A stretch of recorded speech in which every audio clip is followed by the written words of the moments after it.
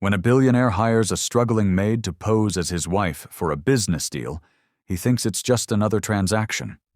But in 7 days, his world and his heart will change forever. Emily Carter had spent most of her life scrubbing floors and changing sheets in luxurious penthouses, always an invisible presence to the wealthy guests who came and went. But today, as she stood outside the grand office of Alexander Blackwood, the billionaire CEO of Blackwood Enterprises, she wasn't here to clean. She was here for something far more absurd, a job offer, a bizarre, almost surreal proposition that had her heart racing and her palms sweating. The assistant had called her in, saying Mr. Blackwood himself wished to speak with her. She had been terrified, thinking she was about to be fired. But when she entered the office, she found the intimidating billionaire seated behind his grand mahogany desk, his piercing blue eyes assessing her with an unreadable expression. "Miss Carter," he said in his deep, commanding voice, "sit down." She hesitated before lowering herself into the plush leather chair across from him. "I'll get straight to the point," he continued, his tone cold and efficient. "I need a wife for 7 days." Emily blinked. "I'm sorry, what?" Alexander leaned forward, lacing his fingers together. "I have a major business deal on the line, and my investors expect to see stability. A wife, even if temporary, will help solidify their trust in me. This is purely a business arrangement." Emily was speechless. Was he joking? Was this some kind of elaborate prank? "Why, me?" she asked finally, her voice barely above a whisper. He smirked, a knowing look in his eyes. "Because you're invisible in this world. No connections, no scandals, no complications. You can step into the role, and when it's over, you'll disappear just as easily." She should have been offended, but the reality was, he was right. She had no one, no family, no friends who'd miss her, just a job that barely kept her afloat. "What's in it for me?" she asked cautiously. Alexander reached into his desk drawer and slid a check across the table. Emily's breath hitched when she saw the amount. $50,000, more money than she had ever seen in her life. 7 days, he repeated. 1 week pretending to be my wife. No real intimacy, just appearances. Play the role, and this is yours. $50,000. That was enough to change her life, to leave behind the endless cycle of struggle. But could she really do this? She swallowed hard, looking up at the man across from her. He was watching her, waiting. And in that moment she realized this was the only chance she'd ever get. Taking a deep breath, Emily reached out, picked up the check, and met his gaze. "I'll do it." Alexander nodded. "Good. Then let's begin." Emily barely had time to process what she had agreed to before Alexander's assistant, a sharp-eyed woman named Valerie, whisked her away into a whirlwind of preparations. "You need to look the part," Valerie said, handing her a sleek black dress that cost more than her entire year's salary. "Mr. Blackwood is a man of status. You're no longer a maid, Miss Carter. You're his wife now. Act like it."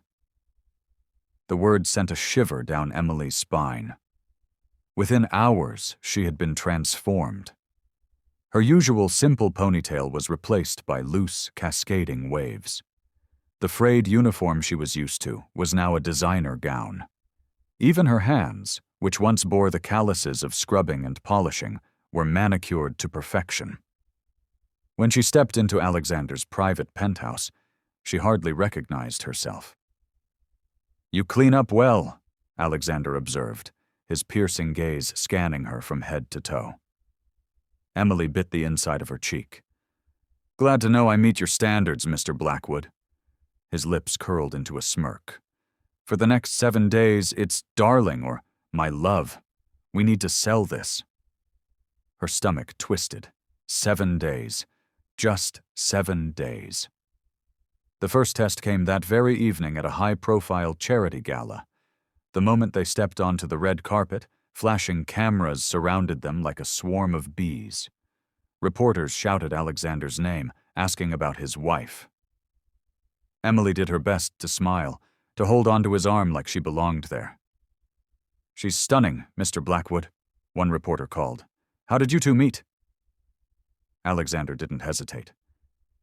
"It was fate," he said smoothly, pulling Emily closer. "From the moment I saw her, I knew." The words should have felt fake. But for some reason, they made her heart pound.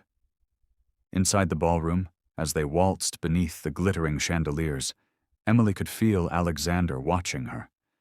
His hand rested on the small of her back, his touch unexpectedly warm. "You're doing well," he murmured, his breath brushing her ear. She nodded, trying to ignore the shiver that ran through her. But then, just as she thought the night was going smoothly, a tall, glamorous woman approached them, her red lips curling into a knowing smile. "Well, well," she purred. "Alexander Blackwood? Married?" Alexander's jaw tightened. Emily could sense it instantly. Whoever this woman was, she wasn't just another socialite. And the look in her eyes? It told Emily that this game she was playing was far more dangerous than she realized. Emily's fingers tightened around Alexander's arm as the mysterious woman's gaze flickered over her. She was striking. Tall, poised, with the air of someone who was used to getting exactly what she wanted. "Cassandra," Alexander said coolly, his grip on Emily's waist subtly tightening. "I didn't expect to see you here." Cassandra. The name alone sent a shiver through Emily, though she had no idea why. "Oh, darling," Cassandra purred, placing a hand on Alexander's arm as if Emily didn't exist. "You know, I always make an appearance at these events, but imagine my surprise when I heard you'd settled down." Her sharp green eyes finally landed on Emily. A slow smirk spread across her face. "And you must be the lucky woman who tamed Alexander Blackwood." Emily forced a smile. "Something like that." Cassandra chuckled, swirling the wine in her glass. "I must say this is quite a sudden development." Her eyes flicked toward Alexander. "You always told me you'd never marry. So, what changed?" Emily felt Alexander stiffen beside her. The energy between them shifted. Something unspoken, something heavy. "This isn't about the past," Alexander said in a clipped tone. "Emily and I are happy." Cassandra arched an eyebrow. "Oh, are you?" Her gaze flickered between them, dissecting their every move. Emily knew she had to act fast. If Cassandra was suspicious, others would be too. Slipping her hand into Alexander's, she turned to him with the warmest smile she could muster. "Darling, I think we should dance." Alexander hesitated for a fraction of a second, just enough for Emily to notice.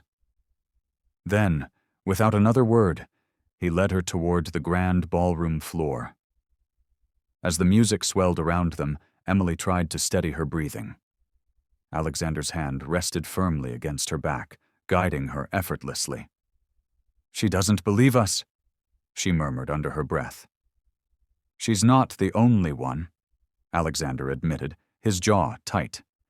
"Cassandra isn't just an old acquaintance. She's—" He trailed off. Emily swallowed hard. "She's what?" Alexander looked down at her, something unreadable in his expression. "She's the reason I need a wife for 7 days." Emily's breath hitched. Before she could say another word, Cassandra reappeared at the edge of the dance floor, watching them like a predator sizing up its prey. And in that moment, Emily realized, whatever Alexander was hiding, it was about to come crashing down. Emily stood frozen, her breath shallow. The elegant ballroom, the sparkling chandeliers, the murmuring guests, it all blurred into the background. The only thing she could hear was the deafening silence between her and Alexander. He didn't deny it. He couldn't deny it. The truth was out.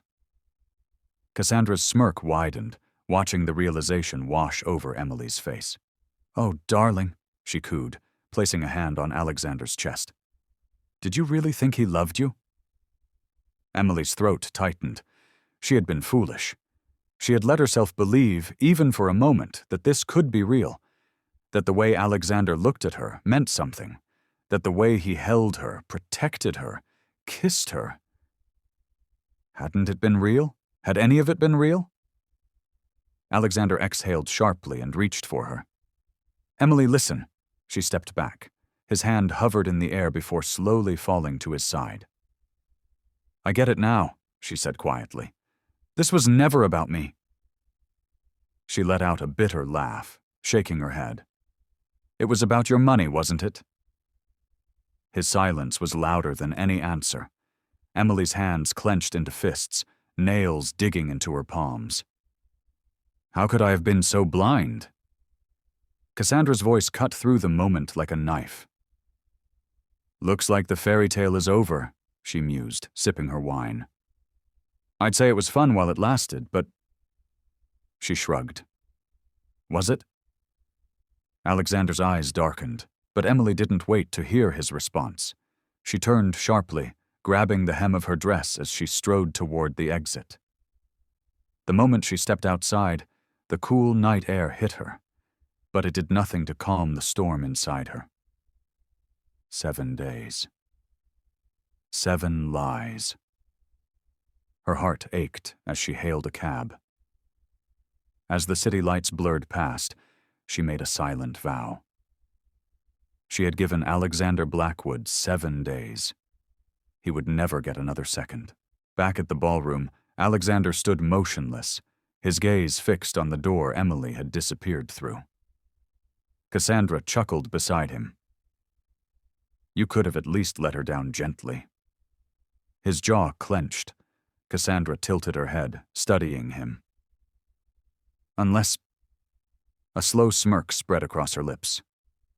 "Oh, Alex. You actually fell for her, didn't you?" Alexander turned away without a word. But he knew the truth. He had made the deal. He had played the game. But somewhere along the way, he had lost his heart. And now he might never get it back.